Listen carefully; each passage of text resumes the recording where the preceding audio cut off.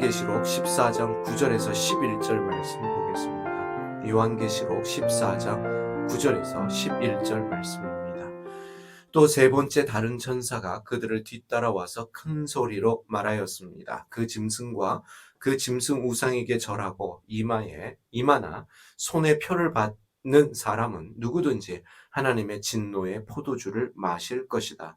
그 포도주는 물을 섞어서 묽게 하지 않고 하나님의 진노의 잔에 부어 넣은 것이다. 또 그런 자는 거룩한 천사들과 어린 양 앞에서 불과 유황으로 고통을 받을 것이다. 그들에게 고통을 주는 불과 유황의 연기가 그 구덩이에서 영원히 올라올 것이며 그 짐승과 짐승 우상에게 절하는 자들과 또 그 이름의 표를 받는 자는 누구든지 밤에도 낮에도 휴식을 얻지 못할 것이다. 요한계시록 14장에 등장하는 첫 번째 천사는 영원한 복음을 외칩니다. 그리고 두 번째 천사, 어제 우리가 살펴보았던 두 번째 천사는 큰 도시 바벨론이 무너질 것이다 외칩니다.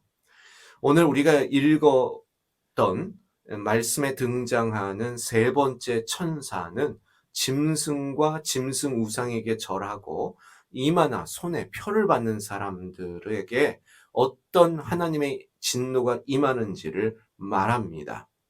짐승과 짐승의 우상에게 절하는 사람들, 이마나 손에 짐승의 표를 받은 사람들은 하나님의 진노의 포도주를 마시게 된다라고 말하고 있습니다. 이 요한계시록이 쓰여질 당시의 포도주는 음료수입니다. 그래서 물과 포도주를 반반씩 섞는 것이 일반적이었습니다.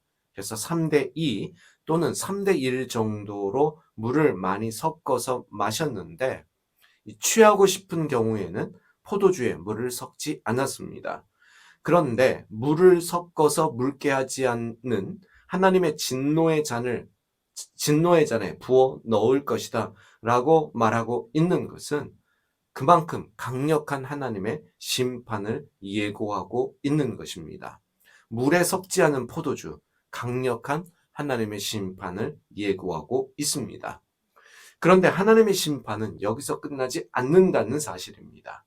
그들은 불과 유황의 연기로 인해서 끊임없는 고통을 받게 된다. 요한계시록 저자가 말하고 있습니다. 우리가 일반적으로 생각하는 지옥의 고통입니다. 성서는 하나님의 심판이 있다라는 것을 말하고 있습니다. 그리고 하나님의 심판을 받을 자가 있다라는 것을 말하면서 우리에게 경고하고 있습니다. 그러면 우리는 여기서 질문해야겠습니다. 누가 짐승과 짐승의 우상에게 절하는 사람인가? 누가 손과 이마에 짐승의 표를 받은 사람인가? 그것을 우리는 어떻게 알 수 있는가? 누가 지옥에 가는가? 우리가 이러한 질문들 가지고 우리의 실제적인 신앙의 삶에 대해서 현실적으로 이해해야 할 필요가 있겠습니다. 이마에 짐승의 표를 받은 사람은 누구이고 짐승과 짐승의 우상에게 절하는 사람은 누구인가? 우리는 그것을 어떻게 알 수 있겠는가? 누가 지옥에 가는가?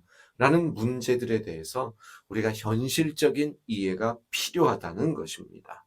예수님의 말씀을 살펴보겠습니다. 마태복음 7장 19절에서 23절까지의 말씀입니다. 좋은 열매를 맺지 않는 나무는 찍어서 불 속에 던진다. 그러므로 너희는 그 열매를 보고 그 사람들을 알아야 한다. 나더러 주님 주님 하는 사람이라고 해서 다 하늘나라에 들어가는 것이 아니다. 하늘에 계신 내 아버지의 뜻을 행하는 사람이라야 들어간다.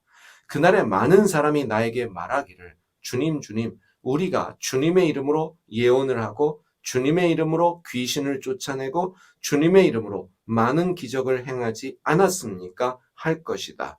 그때 내가 그들에게 분명히 말할 것이다. 나는 너희를 도무지 알지 못한다. 불법을 행하는 자들아 내게서 물러가라. 예수님 말씀은 열매를 맺지 않는 나무는 찍어서 불 속에 던져진다라고 말씀하고 있습니다. 열매가 없는 사람들이 바로 불 속에 던져지는 것입니다. 나더러 주님 주님 하는 자가 다 하늘나라에 들어가는 것이 아니다. 귀신을 쫓아내고 기적을 행한다고 하늘나라에 들어가는 것도 아니다. 하늘에 계신 내 아버지의 뜻을 행하는 사람이라야 하늘나라에 들어간다. 중요한 것은 이것입니다. 하나님의 뜻을 행하는 사람, 그가 하나님 나라에 들어가는 것입니다. 그러면 우리는 이해할 수 있습니다. 교회 다닌다고 구원을 받는 것은 아닙니다. 신앙의 삶이라고 하는 것은 귀신을 축사하고 기적을 행하는 것도 전부가 아닙니다. 기도를 많이 한다, 헌금을 많이 한다, 이것이 중요한 것이 아니라 우리 삶에서 열매가 드러나야 합니다. 성령의 열매가 드러나야 합니다. 하나님의 뜻이 무엇인지를 알고 그 하나님의 뜻을 우리 삶에 실천하고 행하는 일이 절대적으로 중요하다는 것입니다. 그래서 우리는 이해할 수 있습니다.